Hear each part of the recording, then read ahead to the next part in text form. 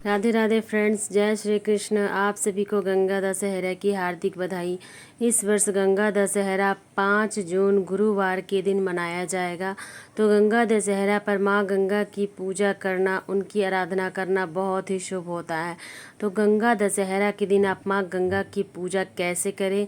बहुत ही सरल तरीके से। यदि आप गंगा तट पे जाके यह पूजा करते हैं तो आपको किन बातों का ध्यान रखना है, यही मैं आज आपको इस वीडियो में बताऊंगी। तो गंगा दशहरा पर गंगा के तट पर बहुत ही भीड़ होती है, चाहे वो बनारस हो, प्रयाग हो या फिर हरिद्वार हो। आप जहाँ चाहे वहाँ यह पूजा कर सकते हैं। पूजा की सामग्री आप चाहें तो घर से भी लेके जा सकते हैं, नहीं तो वहाँ पे भी आपको आसपास में पूजा की सभी चीज़ें मिल जाएंगी। इसके लिए आपको जो सबसे ज़्यादा ज़रूरी है वो आपको एक दीपक चाहिए फूल बत्ती के साथ। पूजा की सामग्री आप अपनी सुविधा अनुसार ले सकते हैं, जो भी हो कम ज़्यादा ले सकते हैं, पर कुछ चीज़ें जो आपको ज़रूर चाहिए, जैसे गंगा दीपदान बहुत ही पवित्र माना जाता है, बहुत ही अच्छा होता है। तो आप गंगा दीपदान कीजिए, दूध समर्पित कीजिए, जौ जरूर गंगा में बोए जाते हैं। तो ये कुछ चीज़ें जो आप अपने साथ पूजा के लिए ज़रूर लेके जाएं। इसके अलावा नारियल, वस्त्र, कलावा, जो भी आपकी सुविधा हो आप ले सकते हैं। यदि आप गंगा तट पर पूजा करने जाते हैं तो आपको ये सारी सामग्री घर से लेके जानी है, या फिर आप वहाँ पे भी ले सकते हैं। लेकिन पूजा कैसे करनी है आइए हम जानते हैं। तो देखिए दोस्तों, आप कभी भी गंगा तट पे स्नान करने जाएं तो पूजा करें तो सबसे पहले जो एक बात का ध्यान रखना है, गंदगी ना फैलाएं। यदि आपको किसी भी तरह का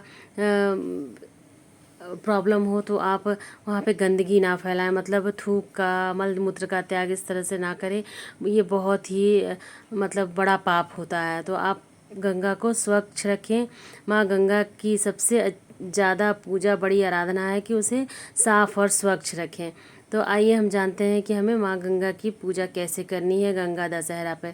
तो दोस्तों, इस तरह से आप जहाँ भी जाते हैं वैसे आपको दिखना है। ये वीडियो तो मैंने गंगा दशहरा पे हरिद्वार में ही शूट किया था, इसलिए इसका वीडियो है जहाँ आप अच्छे से डुबकी लगा कर नहीं नहा सकते, क्योंकि बहुत ही ज़्यादा गहराई है। तो आपको रेलिंग के इस साइड ही स्नान करना है। जहाँ पे आप डुबकी लगा सकते हैं वहाँ पे आप 5 डुबकी कम से कम ज़रूर लगाइए। यहाँ गहराई बहुत ही अधिक है और उस तरफ जाने की अनुमति नहीं है जहाँ पे आप अच्छे से डुबकी लगा सकते हैं। तो यहाँ पे आपको लेट के ही डुबकी लगाना है। मैंने भी यहाँ पर लेट के ही डुबकी लगाई थी, तो वो भी आपको दिखाऊंगी कि यहाँ पर हम कैसे लेट के डुबकी लगाएंगे।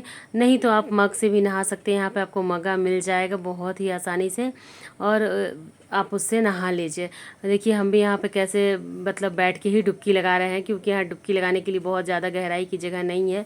अगर उस पार जाते हैं तो बहुत गहरा है, तो उस पर जाना पॉसिबल नहीं है। तो हम यहाँ पे डुबकी लगा लेंगे, या फिर देखिए हम हाथों से पानी लेके ही 5 बार डुबकी लगाने जैसा ही कर रहे हैं। इसके बाद हम माँ गंगा को जल अर्पित करेंगे, सूरज भगवान को जल समर्पित करेंगे। स्नान करने के बाद ही आपको सभी देवताओं को गंगा जल आपके पास है ही, इसलिए और किसी चीज़ की ज़रूरत ही नहीं है। तो आप गंगा जल अर्पित कीजिए। सभी देवी देवताओं को हम अर्घ देंगे, जल अर्पित करेंगे। इसके बाद हम पूजा करेंगे।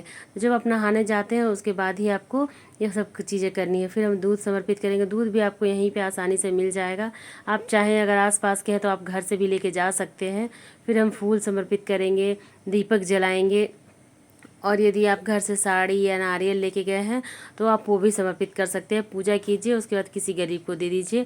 बहुत लोग हैं नदी में ही बहा देते हैं, लेकिन आप नदी में नहीं बहाइए, किसी के काम आ जाएगा तो बहुत ही अच्छा बात है। तो आप उसे नदी में ना बहाकर किसी भी, यहीं पे रहती हैं बहुत सारी औरतें जो टीका लगाती हैं, आपको पूजा की सामग्री देती हैं, आप उन्हें दान कर दीजिए, वो भी बहुत बड़ा पुण्य होता है। फिर हम जो दीपक जलाएंगे उसे हम नदी में ही प्रभावित कर देंगे। देखिए जो लहरें आती हैं ना, उसके साथ ही दीपक प्रज्वलित करना बहुत ही शुभ होता है। तो आप हो सके तो सुबह के समय या फिर शाम को कीजिए, क्योंकि दीपक प्रज्वलित करने का सबसे ज़्यादा अच्छा समय अंधेरे में ही होता है। यदि नहीं हो पाता है तो आप जिस समय गए हैं उसी समय माँ गंगा की पूजा कीजिए और उसके बाद आशीर्वाद लीजिए। तो गंगा दशहरा पर माँ गंगा की पूजा करना बहुत ही शुभ है। आप किसी भी नदी, तालाब या तट पे जाते हैं तो आप इसी तरह से पूजा कीजिए और अपना जो आपका अनुभव है वो मेरे साथ शेयर कीजिए। तो फिर मिलते हैं अगले वीडियो में।